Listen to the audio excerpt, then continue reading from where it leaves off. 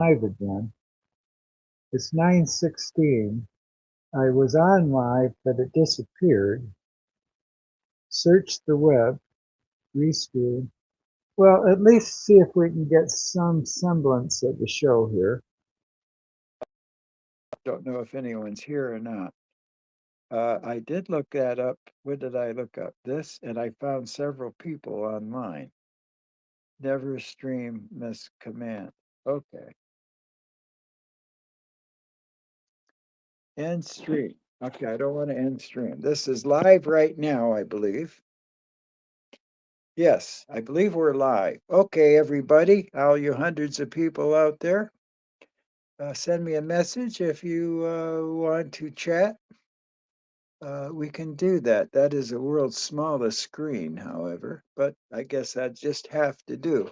Hopefully on your computer it shows up better. I can't use my computer because my computer sounds and camera isn't can't communicate with Restream. So I'm trying to figure out a way to do that. So nothing's working. Okay, there's one reason I'm here, and that is because about 5 months ago, I was doing research as to whether or not heaven exists. Uh, and I always knew that my faith, and I always believed that. But there were times I had my doubts. Well, it hit me about 5 months ago after studying the near-death experience data that sure enough, heaven does exist scientifically. So at that point in time, I was filled with joy. Um, because now I know that when I pass on to heaven, I will be joining Susie and we will live life everlasting as long as God decides. But until then, as we know it, we will share life everlasting, Susie and me, and soar throughout the universe. And we're soulmates, you know. When I met Susie, let me tell you a story of how I met Susie. I was home. I was in Los Angeles, California, going to Cleveland Chiropractic College. And uh, I came home to Brotherton Resort in the Upper Peninsula of Michigan. A couple around the lake had a cottage, and they were Kit and Paul, and they adopted my mom and dad as their mom and dad, and they're great people. I love them too. You know, they were great. And one day, well, I was only there probably a week.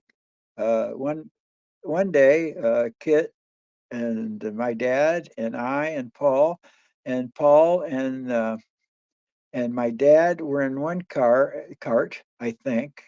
But the one thing I'm sure of, and I remember, I was in the other cart with Kit. And we spent the day together. We had fun golfing and talking and, you know, this and that. So, so when she got back to Sault Ste. Marie, from which she came, that's where she lived. She was the band instructor for Sault Ste. Marie High School. Uh, and I got to get that light out from behind me there. I don't know if I'm going to be able to miss all those lights. Okay. Uh, and uh, we spent the day. And when she got back to Sault Ste. Marie, she talked to what turned out to be my Susie. And she told Susie, "You got to meet this guy."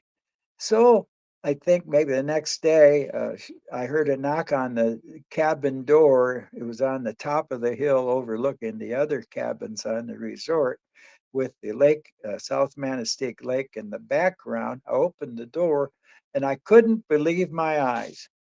She was the most amazing thing I've ever seen. And and I was nervous as could be. We're sitting on the couch, and I'd open my mouth and nothing would come out. And then we ended up sitting on on the floor, and we started to talk. And then we talked, and we talked, and we talked. And as we got closer to closer, and we were sitting knee to knee, and we are touching knee to knee, and pretty soon we were real close and touching, and and and and just full of love. I mean, by after 2 or 3 hours of talking about our hopes and dreams and future and all of that, uh, we were hooked. She loved me and I loved her, period. And for 40 years, we were married for 40 years after that, and uh, and she passed away in 2015 from diabetes. I was her caregiver for 2 or 3 years, her last 2 or 3 years, as diabetes was taking her one piece at a time. About the time their next operation was to remove her leg at the hip, she passed away in the night. Uh, she had wanted not to be there. Well, she's remember. Okay, let me tell you. First of all, in 1960, she had a near-death experience in giving childbirth to number two son, Jimmy. She was married before me, and her previous husband, Bill, died. Uh, and left her as a widow. And they had 5 kids together. So when I married her, we also married the 5 kids, and they were all at the ceremony. And we all said, I do, all 6 of us, the Susie and the 5 kids, and me. So uh, 7 of us then. Okay, uh, so he had passed away. Well, anyway, in 1960, they had during childbirth for the number two son, Jimmy, uh, uh, Susie, the umbilical cord was wrapped around Jimmy's neck, and he still has scars from it. And Susie was pronounced dead at the scene. And from the time that Susie died till the time that she returned to her body, she had an experience, and that's called a near death experience. And she told me about go passing through the tunnel, dark tunnel, into a warm, uh, loving light where she embraced God and experienced uh, the loved ones who had passed on to heaven before her, and explained that, and she explained that a little bit. And I says, what a wonderful dream. Wouldn't that be nice if heaven was really like that? So, and I didn't pursue questioning or anything. I didn't think much about it. I figured it was just a dream. So, uh, in 2015, she entered heaven for the second time, and I miss her, and I miss her dearly. And I wrote a song about meeting her, and I guess I'll sing it a cappella because I do that. It'd be nicer with music behind, but I have to do it totally from memory. I sang it earlier on my live uh, uh, my live show on Star Maker from 7 to 8:30. I stopped at 8:30 so I can prepare for this 9 o'clock show. For some reason, the phone I started and I was on, and then I was checking out different things. Hi, Richard Northrup, a spider on the ceiling by vent. Uh, well, you better kill it. uh, that's the fan. I see. Yeah, I get it. Let me see if I can change this. See if I can see if I got. It's hard to miss the camera. Okay, there we go. We'll see how that goes. Thanks for the warning. Uh, no, I don't raise spiders, and uh,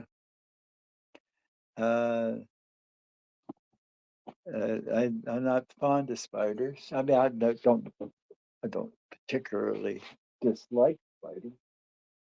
I used to watch them a lot. And no, that's the fan turning, not a spider. Nope, no spider by the vent by the fan. So be pretty hard to see with that little window. Uh, okay, Summers. In the summer of 1975, our friend Kit told Susie, you gotta meet Bill. Make no mistake. No, that's not going to work, I can tell it. Not like a song that uh, I know by heart. That's an old song. This is a song I wrote, and I'm trying to stretch back the notes and things, and it's hard without background music. I did sing it with background music. That's not available here that I can tell. Maybe it is, but I couldn't find out how to do it. There is a button here. Okay, Richard Northrup, thanks for joining the show. That was neat that you put that there. I don't know. Uh, okay, I guess if someone else writes a note, it will take Richard's place. Uh, okay. Okay. Okay, everybody. I'm Dr. William L. Brotherton Sr. I was raised in Michigan. Susie and I practiced and raised our family in Colorado for the most part.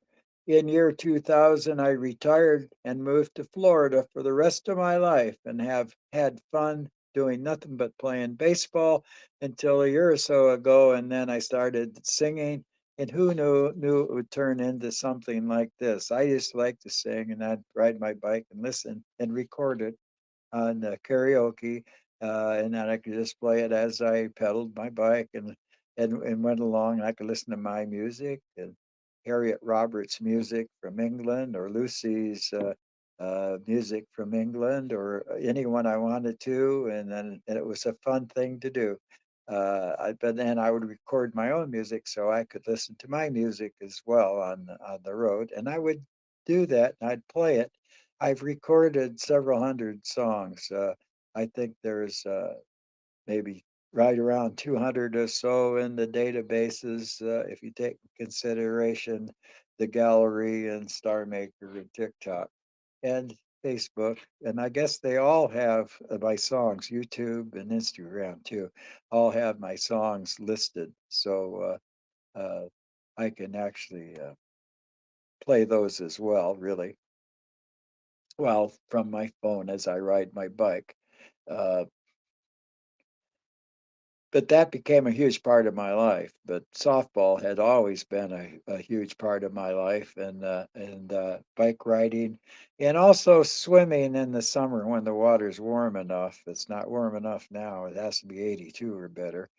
And most of you joined this show because you love my music. You're all friends and fans of mine. I have like 6,500 fans or friends on Facebook with the three different profiles, and I have 10,000 followers on one profile, and I'm not sure about the other ones. And that's kind of true through Instagram and YouTube and TikTok and StarMake, all of them when they all get combined. A little bit of hiccup, and and I appreciate you doing that. Uh, I'm on the air for one purpose only. About 5 months ago or so, I lose track of time, kind of. I started to send out information on the World Wide Web about there's heaven because of the universal structure of the universe and the perfect structure of the universe and how it was all made and everything worked in harmony and stuff. And only God could have created something like this. Otherwise, it would be a conglomeration of whatever that was accidentally placed everywhere. And I wrote all of that stuff about how ants communicate, how come all in the forest, all the trees look so perfectly uniform, and all of that. And all of the amazing things that happened on Earth that says there's only one way it could happen, and that's if God created them. And and then I checked and to get uh, I got used to AI asking questions about the existence of heaven and stuff, and it took me to Sir Isaac Newton who studied the Bible cover to cover for 40 years, and he had his own opinion as to what that all meant. Uh, but he would have been killed as a heretic back then had he said it out loud. So it was hidden in his papers, and after he died, they surfaced. Uh, and his thoughts were different. And if you want to know what those are, just ask AI about Sir Isaac Newton's personal relationship with God, and also Einstein, who never believed in a personal relationship with God. I think he thought that 80 billion people that roamed the earth during the history of the time, that's what science is projected there to be. You can ask AI about anything I say, including that. And and I guess he thought that God it was not possible for God to have personal relationship with all those billions of people. But now we know that was before the advent of artificial intelligence, when the databases can get all the different information all over, and you can ask AI anything about anything going back forever and ever and ever almost, and get quite a bit of information about anything, and all at the same time in an instant. Well, now you can see why it's not unusual. It's not that far fetched to believe that God can have a personal relationship in heaven with the 100 billion people who roam the earth. Uh, yeah, and if you think about it that way, and our own brains, when our own minds, when our brain isn't in the way, uh, is much clearer, and it takes in more information, and we recall it better, and it's more clear. In fact, when you get to heaven, all the senses are clearer than they ever were on earth, even though we didn't have eyes, ears, noses, or mouth, uh, or nose or mouth. Uh, you could still sense the scents and the sounds and the beautiful sounds and the beautiful scents and the beautiful tastes and the beautiful visions and the beautiful this and that uh, in heaven. So and it's so much clearer.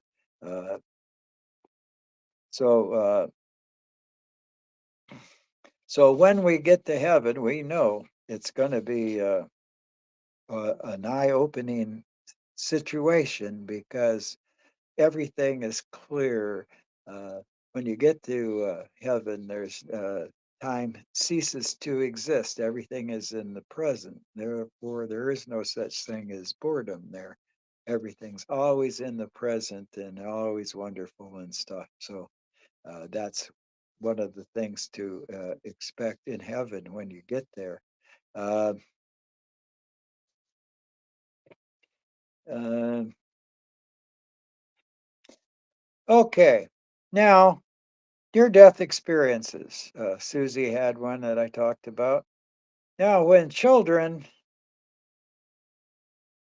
die from, well, miscarriages and abortions, and even in the first trimester, uh, when people go to heaven, they've reported to Dr. Bruce Grayson, and he's recorded all the data in the data banks in the University of Virginia for near-death experiences.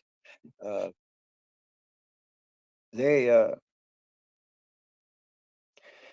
they report that when the parent has a near death experience and confronts the child, though it was just a fetus, uh, that they would experience meeting the child in heaven in their prime, and the parent, no matter how old, also would be appeared as in their prime. So uh, and it's not comfortable when your parents and your children and you are all in your prime. That it's just all love and all of that, and just acceptance, and there's no thought of being older and still being the same age in heaven. There's nothing uncomfortable about that. It's just a wonderful, loving experience, loving all the loved ones. And if you yourself have a loved one there, uh, isn't it wonderful to know that when you pass on to the next life, you'll be entwined with them and have those same experiences of being both in your prime and all of that. And if you're hugging your sweetheart right now and you say, I'll love you forever, well, now you really mean forever. And I promised Susie I'd love her forever, and that's why she said I do. And I wrote a song about that on Star Maker. I sang both that song and this other song because I had background music, and it's easier to flow with the beat and stuff. Here you gotta take it in acapella. You got to know the song really well. And I wrote the songs, but I didn't grow up with them, and I don't sing them like I used to sing all these old songs that I know by heart that I can sing a cappella with no problem. Now I got to put the music and the song, the lyrics and the music together from memory, and it just didn't work when I tried to start that one song. I never did quite get the beat or anything on it, and or the notes. It just didn't work. So it's just one of those things. If you don't have background music, and I have no way of knowing. The last time I pushed the music button, uh, I got kicked off of the air. So I hesitate to push that button again because it's so important that 5 months ago, I've had nothing but pure joy since I found out and I realized that yes, God does exist, and I don't have to depend on my faith anymore, and that I know I'll be seeing Susie when I pass on to the next life, and I know we will be together in infinite for infinity, and I love I'm happy, and I'm not in a hurry to go to heaven necessarily, but when I do get there, I'm very excited that what will happen when I see Susie when I get there. Um, uh, yeah. Okay.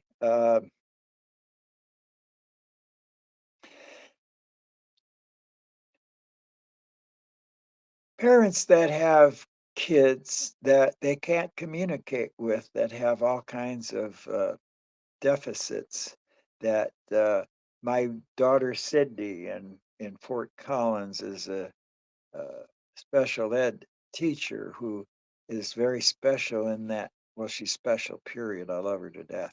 But she teaches special ed, which means that some of the uh, uh, children she has to teach can't communicate with their parents.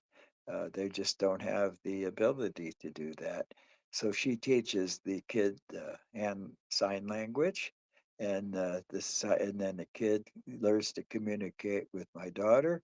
And then I assume after the kid communicate with Cindy, she teaches the parents uh, sign language, or maybe she does them all at the same time. But the end result is for the first time, the parents can communicate with the kids. It's just not a matter of whatever the necessary things are when you have a child you can't communicate with. Uh, it's not an easy life. But just think that the person has the realization, which they don't now, that when they get to heaven, there'll be no more deficits.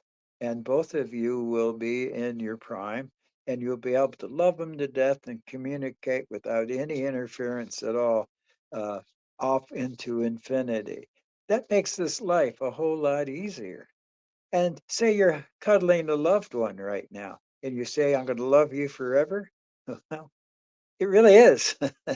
Forever. It's not until God decides otherwise, it's forever because that's what's promised. So and that's what people are experiencing. And it goes way, way back. I'd like to see someone that has an interest in communicating with Adam and Eve and to see if it goes all the way back to the first two people in heaven. That'd be an interesting thing. In fact, I might check with AI and check the database to see if anyone had reported communicating with Adam and Eve while they were in heaven. So, and then came back with the story to tell it. So that would be a deep thing to do. Uh, so you're hugging your honey. Isn't it a wonderful feeling when you say, "I love you forever"? You know it is a fact now. You know it's a fact. Yes, tens of thousands of people have agreed that you're going to do that, all with the same story, and unbeknownst, all the stories unbeknownst. Now it's a little more difficult. These are data. This is database goes back 40, 50 years when people had no idea what the tunnel was or anything else. When Susie told me the story about uh, when she had childbirth and she was pronounced dead on the scene and then came back to her body. And she said somebody told her that it's not your time yet and you got to get back. And a lot of people that have gone to the gone to heaven with these near death experiences were told the same thing and came back to their bodies. Uh, what a wonderful feeling, you know, what great joy in our lives knowing that. Or if you've lost your soulmate, your loved one, then soulmate has a whole new meaning now. It really is a soulmate because your souls are entwined in heaven and you're experiencing all these experiences. It's so amazing that there are no words according to these people. I'd like to tell you what happened, but there are no words to describe it. It was just too wonderful. So uh, but I'm doing my best, and I know when that realization happens with you, you'll have that same joy I had, and you'll carry it with you the rest of your life, which makes this life a whole lot nicer. And we got 8.2 billion people to get that feeling of, yes, I know that it's been proven. It's wonderful. And I get to see my baby that I lost or abducted or whatever. And we'll both be in our prime when we meet in heaven someday. And this life is so short compared to, like, if 5,000 years is nothing compared to infinity. Well, this little 100-year life is absolutely nothing compared to that. So, you know, it's a wonderful thing.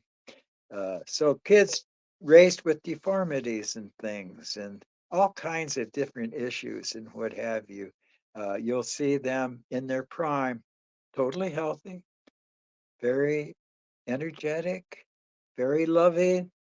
And in heaven, everybody's loving because they have God's love and God that carries on. And I don't care, the grouchiest person on earth is no longer grouchy in heaven. They uh, they suck in all that love and they share that love and stuff according to.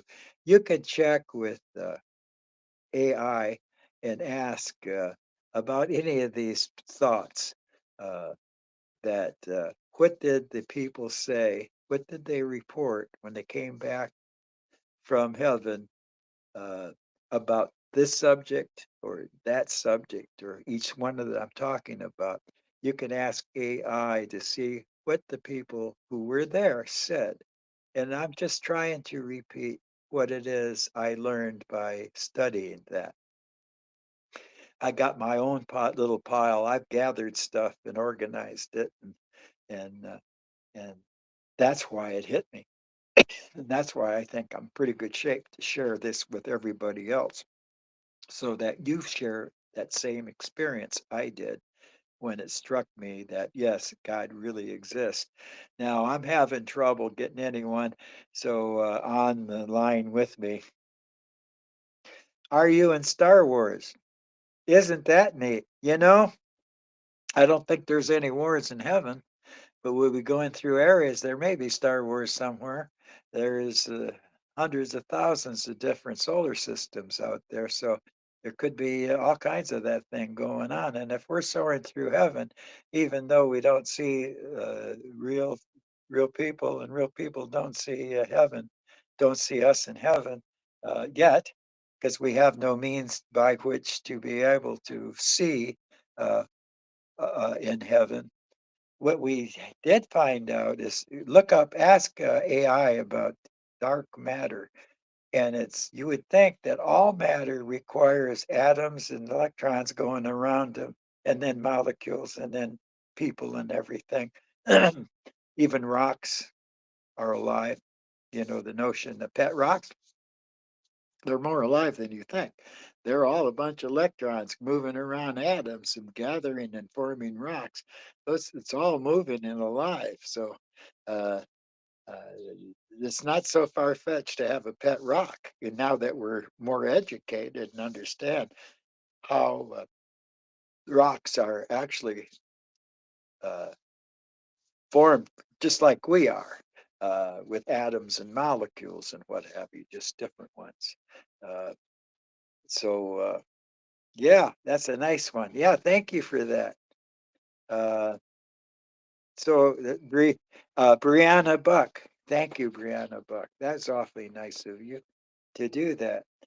Anyway, I've had a ton of people where they the light bulb went out and they knew themselves what I know, what I learned 5 months ago. And a lot of you will too. The more you do it, the more you do it and look into it and this and that, and then it hits you. And from that point on, you'll feel your hair stand on end. You're all excited and stuff because the rest of your life you're going to know what to expect after the end of it. And you would think people would try to kill themselves to get there, but that isn't what happens. According to Dr. Bruce Grayson, he said that people, once they find out about heaven, they rededicate their lives. And even suicidal people are no longer suicidal. People that were gangsters are no longer gangsters that have been there. All those things. The more you look into it, the more real it is, and the more amazing it is, and the more how it fits into each of our lives, that it changes our lives. I'll say I used to embellish things a little bit, make them a little bit better than they really were. And I catch myself now, and I don't do that anymore because I want to be a better person. And I'm trying. I'm trying to be a better person. And it's not something that I read about. I just feel it inside that I just feel better when I am a better person. So I want to be. Uh, Now, I want to talk about transgenders. 10 transgenders would have a near death experience from the people that they confronted or confronted them and were so judgmental on earth, in their families, and even in church people were so judgmental. You wonder if stopping being judgmental, quitting being judgmental, is as difficult to quit as it is to quit smoking.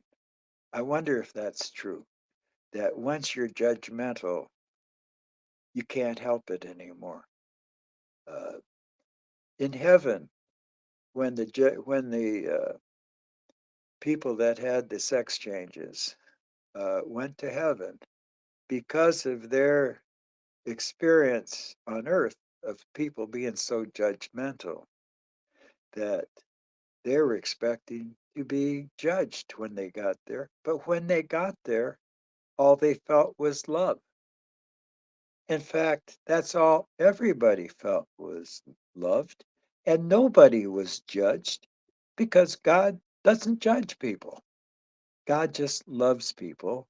He loves all of us unconditionally, like a parent should love a child. Doesn't always work out that way. Life gets in the way of a lot of good things, uh, but for most of us, my family, I love them all dearly. I'd do anything for any of them, and they know that. Um, so, uh, so when they got there, they got to heaven, having a near-death experience. They went through the dark tunnel into the bright, warm, loving light with God. holding on to their hat, thinking, "Oh, boy, am I going to get it?" You know, but it's not. It's something that was driven inside of them, and it could have been any of us. It could have been, uh, if that were the case. I think that's where a lot of suicides come from. People being in what they perceive to be the wrong bodies, and they can't afford the operations to get into the right body. So consequently, I think they just end it. Uh, you know, suicide being the unforgivable sin. No, God doesn't. Uh, he just loves. He doesn't judge, and he doesn't need to forgive. He just loves. Uh, no forgiveness necessary. Uh, okay, it happened. Let's go on. I love you, and that's it. Period. We'll go on here in heaven and just have a blissful time forever, all together. You know. And it's not unreasonable to think that God can love 80 billion people or 100 billion people. That's what's estimated. You can check on it. That's what's estimated of all the people who have ever lived on earth. So each one of them has a soul, a heart, the spiritual heart, the spiritual mind, the spiritual spirit. Have those things. Uh, Whether there's more than one, if it's all part of the same thing, all enclosed in the spirit, nobody knows for sure. Uh, yeah, it's just everyone, just pure joy and love for the. So don't be judgmental. God isn't, and God won't judge anybody. God's going to judge you for that. Well, actually, God just loves you, and you know unconditional love, no matter what. Uh, God knows He gave us free choices, and we've done stupid things ever since Adam and Eve.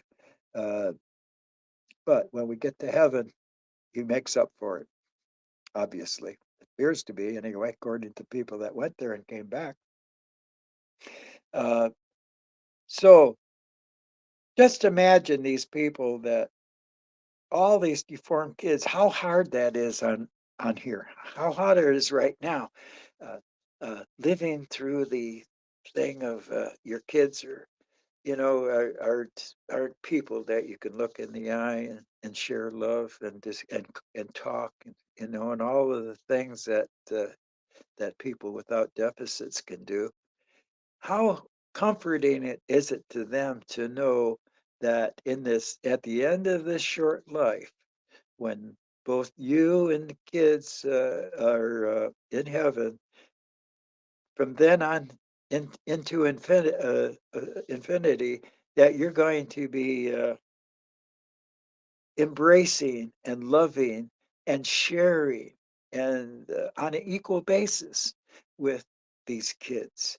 Well, that knowledge on earth before you get to heaven gives you in each of us the joy that we feel knowing that's what's going to be happening at the end of this world and this life.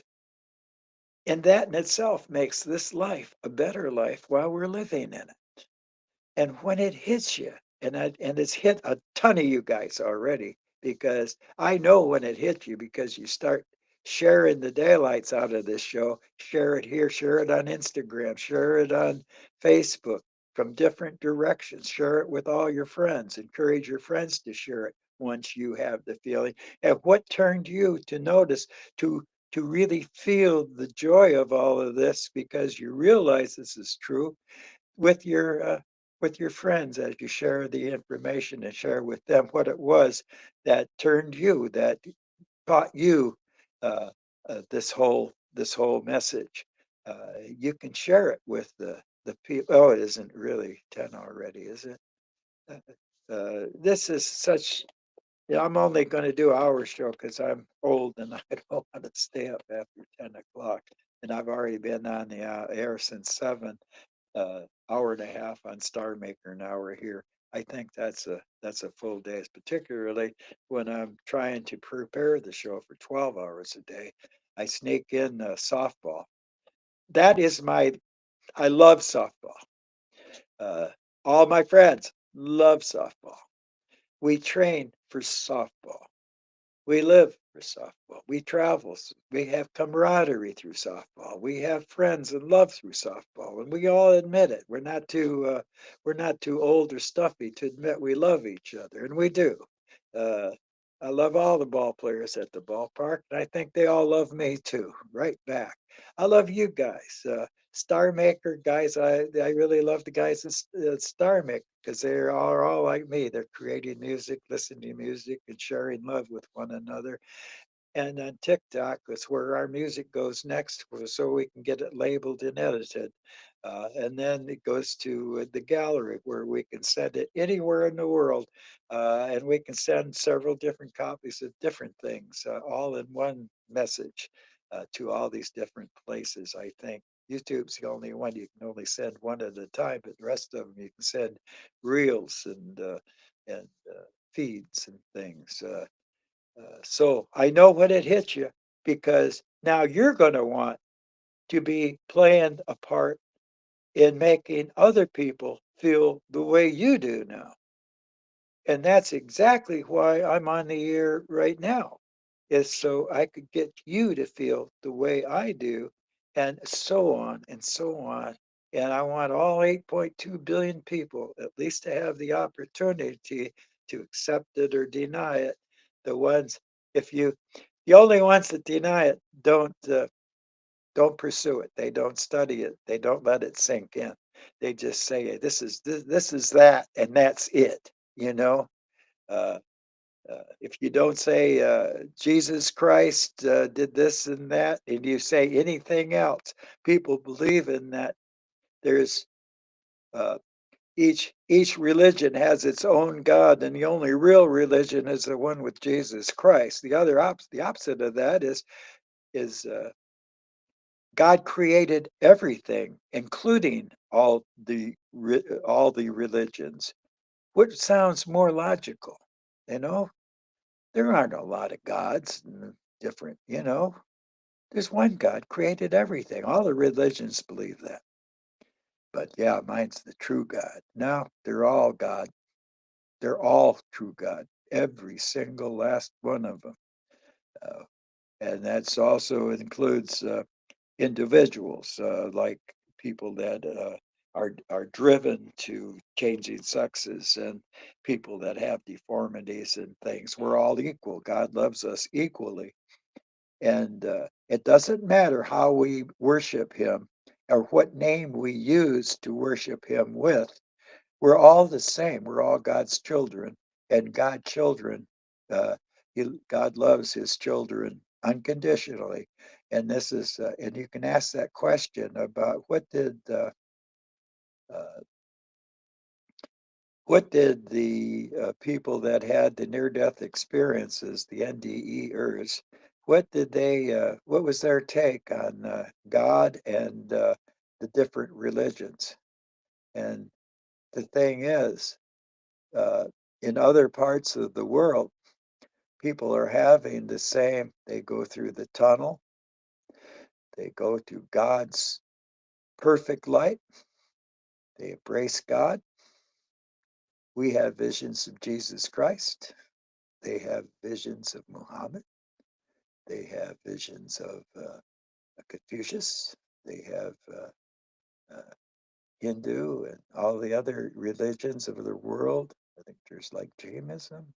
Uh, but there's Jehovah, Jehovah's Witnesses, sure, in the native language of where Jesus Christ grew up. Uh, I guess that's the word they used in a language there was Jehovah. For that's a word for God. It's just like saying Allah or any of the names people use for God. So what's more logical? God created everything, or each religion has its own God, and my God's better than your God. In fact, your God doesn't even exist. Mine's so good. No, God created everything and gave everybody the opportunity to worship Him and pray in their own way, uh, however they were raised and how they feel. It's true. It's the notion that Jews don't deny Jesus Christ. They'd rather worship God in the way that they grew up. Uh, the chosen people and thing, that's fine and nice, but that doesn't matter. There are a lot of people that kind of prefer the way that Jews worship God. A lot of, that's a, black people, uh, that aren't obviously Hebrews, or maybe not so obviously. I don't know. I don't think that's true, but maybe could be all wrong there too. I've been wrong before. I'll be wrong again. Uh, that part I didn't learn from the databases. Just throwing out, open my mouth and out it comes. I knew I might be getting in trouble as soon as I listened to what I just said. I wish I could listen before I open my mouth and out it comes. Uh, so I'm gonna close with a song. I don't care. I'm gonna sing a cappella. A lot of you guys haven't heard me sing on the air. Uh, there's a song I love doing a cappella. In fact, I prefer doing it. If you've never seen the Jolson story, you got to run it. If you've never seen Jolson sings again, you got to run it. Jolson sounds more like this, so I'm going to sing it in my Jolson voice when I sing this song. You can be able to tell the difference. If you've, yeah, most of you have heard my music. Otherwise, you probably wouldn't even gotten the information I was going to be on the air. Okay, this is Al Jolson singing "Mammy," and that's one of his first releases. And at the time, he was considered the greatest showman on earth. Like, to me, Babe Ruth was the greatest baseball player of all times, even though I think Mays and all those guys are remarkable. A lot of them are. Still, Babe Ruth, compared to all the other players of his day, was a greater player than any other player compared to all the players of their times, in my opinion. And if you watch the Jolson story, you and your honey get the Jolson story, and Jolson sings again. And when you do, and you hear this song, you go crazy. And I hope I do a good job. I hope I do as good a job as Al Jolson does when he sings it. But he was considered the greatest showman on earth at the time. That was around 1930s, so into the 40s. Okay, I gotta get my thoughts right. Okay, here goes. He learned a lot of these songs. He spent several years in New Orleans, where he got soul and all that stuff. A lot of his music came out of there. A lot of soul musics and things that Jolson sang came out of his time uh, uh, on Basin Street or whatever it was. That may be in Memphis. I don't know. Well, but wherever it was in New Orleans, he spent a lot of time there. He's from New York. He was a Jewish guy from New York, and he sang. He had that beautiful uh, kid voice that you hear in the great Catholic churches, where these kids are so good. Well, he was one of those, and then his voice changed to the voice I'm going to sing in, and which is when he sings, it's pleasant. I really, well, the greatest showman on earth, it better be pleasant. Okay.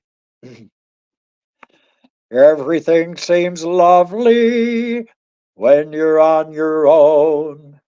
The birds are singing the minute you stray.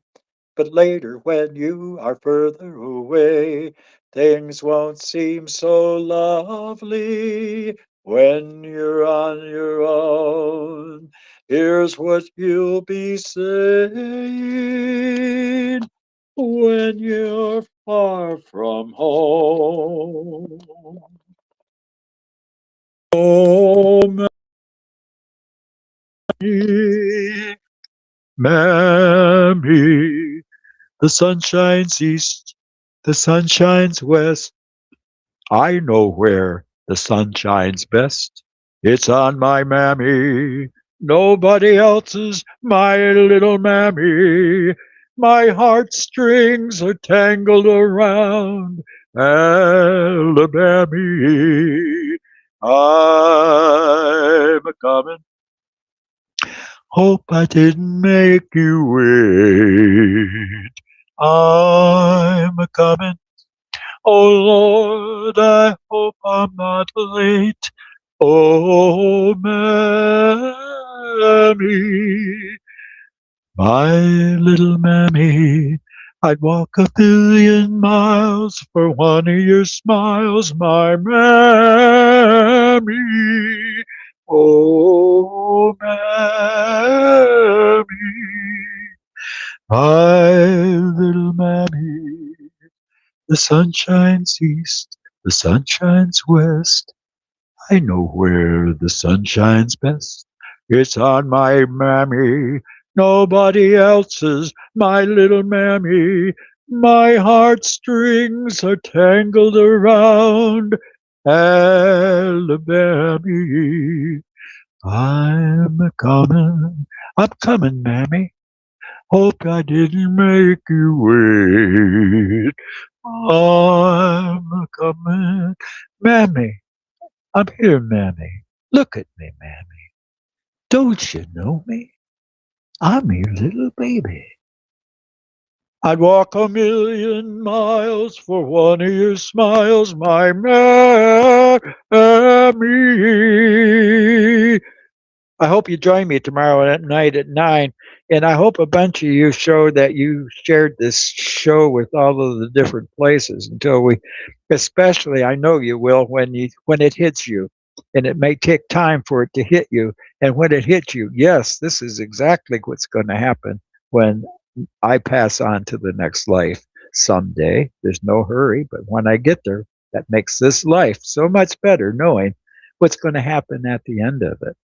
Don't have to worry about dying anymore. Just live your life, have fun, and enjoy, and don't have to worry about dying because if you die, that's good too. You know, it's a win-win-win, and then you're gone to infinity, and it's better than we can even imagine here, according to the people that's been there and came back. But yet they didn't commit suicide to get back there real fast. They just know and relax and enjoy life, knowing what's at the end. It's funny how the reaction is such that you would think would be the other way, but no. Once they realize what heaven is like, they change their whole life around. So hopefully this will hit you and you will have that joy that I feel the rest of your life, knowing that you're going to be with your loved ones into infinity. So good night, everybody. I hope you enjoyed that. Go ahead and rent those Jolson movies. You guys are going to love it. I don't even know if you can find them anymore, but if you can, enjoy them. In fact, send me a note next time and let me know you did. Spider on the ceiling vent. I wonder if they wrote a song about that. Okay. Good night, everybody. Love you. Love your neighbors. Love yourself. Love everybody. And find the joy for the rest of your life and share it so everyone else can do the same. So share it. That way we won't need subscribers and make money. All we need to do is share it. Otherwise, you have to pay for advertising. Don't have to if everyone shares it. Okay, bye.